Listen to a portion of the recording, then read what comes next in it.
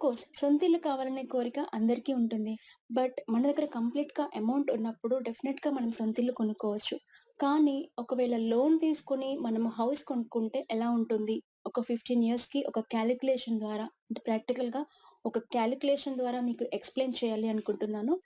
So, for example మనం హైదరాబాద్‌లో house కొనాలి అంటే మినిమమ్ 60,00,000 నుంచి 1,00,00,000, 2,00,00,000 వరకి కూడా ఉంటుంది.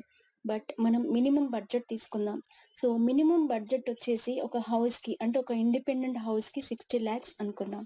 సో, మీ దగ్గర ఒక 15,00,000 అమౌంట్ ఉంది. అంటే డౌన్ పేమెంట్. అండ్ రిమైనింగ్ అంతా కూడా మీరు లోన్ తీసుకొని హౌస్ కొనుక్కోవాలి అన్న ప్లాన్‌లో ఉన్నారు.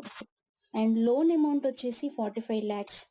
సో, ఈ లోన్ అమౌంట్‌కి మీరు పే చేసే ఇంట్రెస్ట్ 8%. సో, పర్సెంటేజ్ 8, 9, 10, 11 కూడా ఉండొచ్చు. సో, 8% తీసుకుందాం. For example per month EMI వచ్చేసి 55,000. అంటే మీరు 45,00,000 లోన్ తీసుకున్నారు. సో, ఈఎంఐ వచ్చేసి 55,000 పే చేయాలి మంత్లీ. అండ్ ఇలా మీరు ఒక 15 ఇయర్స్ పే చేయాలి. అంటే 180 మంత్స్ అన్నమాట. సో, 55,000 ఇంటూ 180 ఈక్వల్స్ టు 99,00,000 అవుతుంది. అంటే మీరు కట్టిన అమౌంట్ ఎంత ఫస్ట్ 15,00,000 పే చేశారు. అండ్ మీరు కట్టబోయే ఈఎంఐ అంటే కంప్లీట్‌గా 15 ఇయర్స్ వరకి మీరు కడుతూ వెళ్తూ ఉంటే, మీరు కంప్లీట్‌గా కట్టేది 99,00,000 అన్నమాట. సో, ఫస్ట్ మీరు కట్టిన 15,00,000 ప్లస్ 99,00,000 కలుపుకుంటే ఇక్కడ మనకి 1,14,00,000 అవుతుంది. అండ్ తర్వాత మున్సిపల్ టాక్స్ అని ఇంకా ఏవేవో ఎక్సెట్రా టాక్సెస్ అవన్నీ తీసుకుంటే జస్ట్ ఒక 1,20,000 వేసుకుందాం. సో, అయినా కూడా మనకి 1,15,20,000 అవుతుంది. And maintenance cost. సో, అదొచ్చేసి ఒక 80,000 వేసుకుందాం. సో, ఇప్పుడు మనకి 1,16,00,000 అయింది. అంటే మీరు ఫస్ట్ కట్టిన డౌన్ పేమెంట్ వచ్చేసి 15,00,000 అండ్ 15 ఇయర్స్ వరకి మీరు ఈఎంఐ కడుతూ వెళ్తూ ఉంటే 15 ఇయర్స్‌కి మీరు కడుతున్న ఈఎంఐ వచ్చేసి అంటే మీరు కడుతున్న అమౌంట్ వచ్చేసి 99,00,000 అండ్ తర్వాత మెయింటెనెన్స్, మున్సిపల్ టాక్స్ ఎక్సెట్రా ఇవన్నీ తీసుకుంటే మీరు కట్టిందంతా కూడా కలుపుకుంటే 1,16,00,000 అవుతుంది. సో, ఇవన్నీ కలుపుకొని మీరు పే చేసేది అంటే 15 ఇయర్స్‌కి మీరు పే చేసింది 1,16,00,000 అన్నమాట. అంటే ఒక 60,00,000 ఇండిపెండెంట్ హౌస్‌కి మీరు 1,16,00,000 పే చేశారు. ఓకే. అండ్ 15 ఇయర్స్ తర్వాత హౌస్ వాల్యూ ఎంతుంటుంది? ఒక 75,00,000 ఉండొచ్చు. అంటే మీరు 1,16,00,000 ఆ హౌస్ పైన మీరు స్పెండ్ చేస్తే ఆఫ్టర్ 15 ఇయర్స్ ఆ హౌస్ వాల్యూ వచ్చేసి 75,00,000 ఉంటుంది. అప్పటికి ఇంకా కొత్త కొత్త టెక్నాలజీస్ రావచ్చు. కొత్త కొత్త మోడల్స్ రావచ్చు. సో, హౌస్‌కి ఎప్పుడు కూడా మనకి డిమాండ్ ఉండదు. ఓన్లీ ల్యాండ్‌కి మాత్రమే డిమాండ్ ఉంటుంది.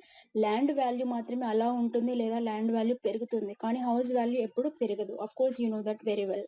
సో, ఇప్పుడు మనం పే చేసిన యాక్చువల్‌గా మనం బ్యాంక్ దగ్గర తీసుకున్న రేట్ ఆఫ్ ఇంట్రెస్ట్ వచ్చేసి 8%. కానీ ఇవన్నీ కలుపుకొని మనం కాలిక్యులేషన్ చేస్తే మీరు మంత్లీ పే చేసిన ఈఎంఐ ఇంట్రెస్ట్ వచ్చేసి 27.22% అవుతుంది. ఓకే. ఇప్పుడు మనం 15,00,000 డౌన్ పేమెంట్ చేసి అండ్ రిమైనింగ్ అంతా కూడా లోన్ తీసుకొని హౌస్ కట్టుకుంటే హౌస్ కొనుక్కుంటే ఎలా ఉంటుంది అని చూసాం కదా! సో, ఇప్పుడు ఇదే 15,00,000ని మనం ఒక ప్లాట్ పైన ఇన్వెస్ట్ చేస్తే ఎలా ఉంటుందో ఇప్పుడు చూద్దాం. ఇది కూడా 15 ఇయర్స్‌కి తీసుకుందాం. బికాజ్ మనం హౌస్ వచ్చేసి 15 ఇయర్స్‌కి కాలిక్యులేట్ చేసాం. అండ్ ఇప్పుడు ప్లాట్ పైన మనం ఇన్వెస్ట్ చేస్తే కూడా 15 ఇయర్స్‌కి ఎలా ఉంటుంది అది చూద్దాం. సో, ఈ 15,00,000 తీసుకెళ్ళి మీరు ఒక ప్లాట్ పైన ఇన్వెస్ట్ చేశారు. అది కూడా 15 ఇయర్స్ అంటే 180 మంత్స్ అన్నమాట. ఓకే. అండ్ మీరు ఎలాగో 55,000 బ్యాంక్ ఈఎంఐ పే చేయాలని డిసైడ్ అయ్యారు. బికాజ్ మీరు అంటే you are willing to buy a house కదా! మీరు ఎలాగైనా హౌస్ కొనుక్కోవాలి అనే ఒక డెసిషన్ తీసుకొని ఉన్నారు. సో, 55,000 కట్టడానికి ప్రిపేర్డ్‌గా ఉన్నారు. అదే 55,000 తీసుకెళ్ళి మీరు ఒక చిట్ వేస్తున్నారు అనుకోండి.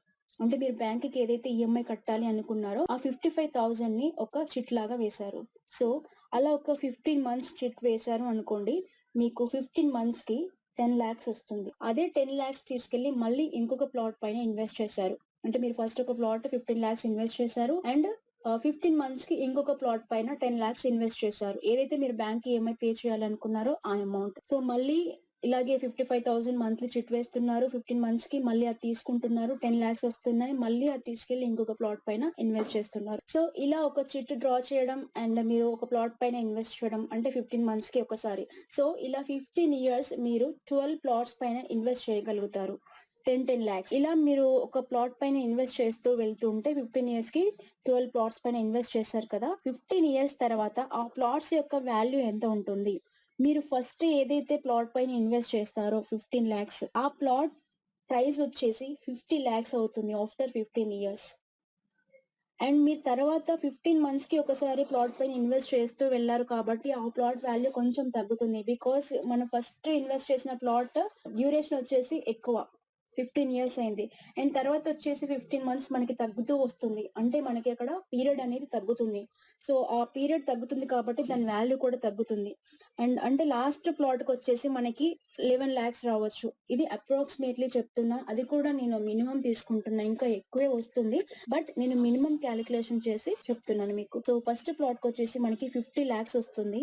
అండ్ లాస్ట్ ప్లాట్‌కొచ్చేసి 11 lakhs వస్తుంది. సో, ఈ విధంగా మనం క్యాలిక్యులేట్ చేసుకున్నా కూడా after 15 years total plots value మనకి 3,50 lakhs అవుతుంది. సో, 15 yearsకి. ఇదే మీరు హౌస్ పైన ఇన్వెస్ట్ చేస్తే అంటే 15 lakhs డౌన్ పేమెంట్ పే చేసి అండ్ లోన్ తీసుకొని మీరు ఒక హౌస్ కొనుక్కుంటే మీరు 1,16 lakhs ఒక హౌస్ కి పే చేస్తున్నారు. అది కూడా లయబిలిటీ, నాట్ అసెట్. ఇలా ఒక మీరు ప్లాట్ పైన ఇన్వెస్ట్ చేస్తూ ఉంటే ఆఫ్టర్ 15 years మీ రిటర్న్స్ వచ్చేసి 3,50 lakhs. సో, ఇది ప్లాట్ కి అండ్ హౌస్ కి ఉన్న డిఫరెన్స్. కొంతమంది అనుకుంటుంటారు ఇంతకాలం అని మేము ఇలా అద్దెంట్లో ఉంటాము, ఆఫ్ కోర్స్ ఇన్వెస్ట్ చేస్తే రిటర్న్స్ వస్తాయని మాకు కూడా తెలుసు. బట్ మాకు కూడా సొంత ఇల్లు కావాలి అండ్ మాకు ఎక్కడ కంఫర్ట్ గా రెంట్ కి దొరకట్లేదు. ఐ మీన్ మాకు అద్దెలు నచ్చట్లేదు, మాకు సొంత ఇల్లు కావాలి అని అందరికీ ఉంటాయి జనరల్ గా కోరికలు. మీరు కొనుక్కోవచ్చు. కానీ ఎప్పుడు అంటే మన దగ్గర కంప్లీట్ గా అమౌంట్ ఉన్నప్పుడు. ఇప్పుడు మీరు 3,50 lakhs ఎర్న్ చేస్తున్నారు. మీ 15 years ఆగాల్సిన అవసరం లేదు.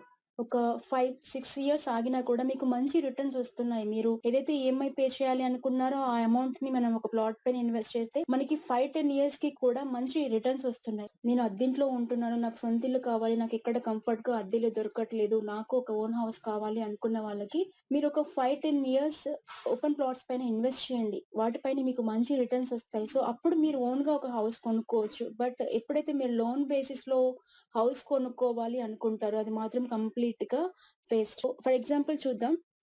మాకెక్కడ హౌస్ దొరకట్లేదు, అంటే మాకు రెంట్ నచ్చట్లేదు, అద్దెల్లు మాకు సరిగ్గా దొరకట్లేదు అని అనుకున్న వాళ్ళ కోసం ఎగ్జాంపుల్. ఇప్పుడు మీరు రెంట్ పే చేసినా కూడా ఒక 15,000లో మీకు ఒక సూపర్బ్ హౌస్ వస్తుంది. హైదరాబాద్ లో ఎక్కడైనా కూడా మాక్సిమం ఇది అసలు చెప్పాలంటే మనకి మామూలుగా 10-12,000 లో కూడా హౌస్ వస్తుంది. కానీ నేను 15 వేసాను. మనకి ఇక్కడ రిటర్న్స్ వచ్చేసి నేను తక్కువ వేసాను, మినిమం వేసాను.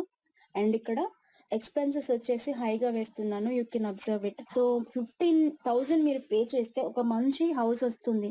అంటే మీకు వచ్చే రిటర్న్స్ ఎంత? 15 years కి 3,50 lakhs మీరు ఎర్న్ చేస్తున్నారు. మీరు హౌస్ రెంట్ 15 years కి మీరు 15,000 కడుతూ వెళ్ళినా కూడా, అంటే 180 months మనం తీసుకున్నాం కదా, సో 15,000 మీరు కడుతూ వెళ్తున్నా కూడా మీకు 27 lakhs అవుతుంది 15 years కి మీరు అద్దెంట్లో ఉంటే. అండ్ మీకు వచ్చే రిటర్న్స్ వచ్చేసి 3,50 lakhs. సో, 3,50 lakhs నుంచి మీ హౌస్ రెంట్ తీసేసినా కూడా మీకు ఇంకా 3,23 lakhs మిగులుతున్నాయి. అంటే మీ రిటర్న్స్ వచ్చేసి 3,23 lakhs. ఒకవేళ మీరు బ్యాంక్ లోన్ తీసుకుంటే 45 lakhs, మీరు పే చేసే ఇంట్రెస్ట్ వచ్చేసి 27.22% పే చేస్తున్నారు 180 months కి. ఇక్కడ మీరే ఆలోచించొచ్చు. మనం బయట రెంట్‌కి ఉన్నా కూడా 27 lakhs పే చేస్తున్నాం. బట్ ఇక్కడ బ్యాంక్ లోన్ తీసుకుంటే ఆల్మోస్ట్ డబుల్ పే చేస్తున్నాం. 48,99,960 రూపీస్ మీరు బ్యాంక్ లోన్ పే చేయాల్సి వస్తుంది.